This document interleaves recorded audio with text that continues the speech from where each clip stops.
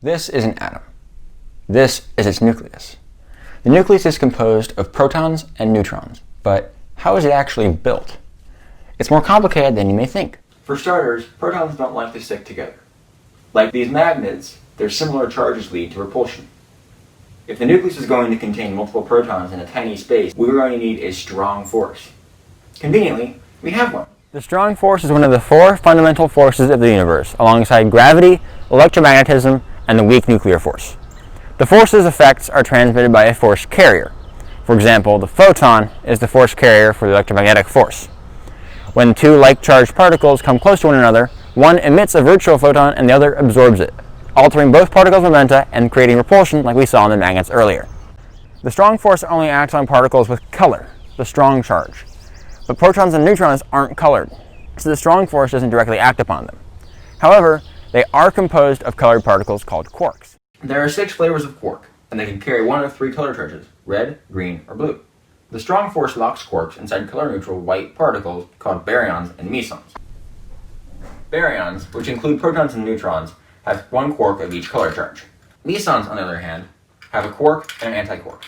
The antiquark has an anticolor that cancels with the quark's color to make the meson also white. Interestingly, gluons, the carriers of the strong force, have both a color and an anticolor.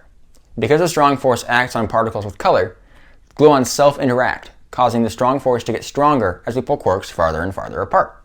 It's acting like a rubber band.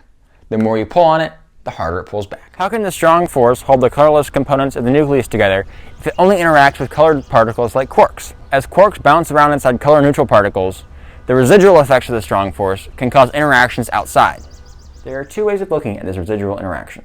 One way is as a strong force parallel to van der Waals forces, which occur as electrons randomly move about inside molecules, creating regions of positive and negative electric charge. Molecules can climb walls because of these forces. Like van der Waals forces, residual attractions between protons and neutrons can occur as quarks randomly move about inside them, creating regions of color charge. The other viewpoint is more like a fundamental force, where a meson acts like a force carrier as it is transmitted from proton to neutron and back. As it is exchanged, the meson is almost like a hot potato, and it creates an attraction that holds the nucleus together. It's important to note that this residual interaction has a very limited range. Because mesons have mass, there's a distance of about 2 femtometers beyond which their exchange can't occur rapidly enough to prevent electromagnetic repulsion from dominating and tearing the nucleus apart. This is one reason why we don't see extremely high atomic number elements in nature.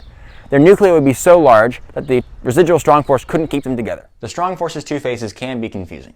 A simple way to remember is that the strong force itself holds quarks together to form protons and neutrons, while its residual effects hold protons and neutrons together to form nuclei.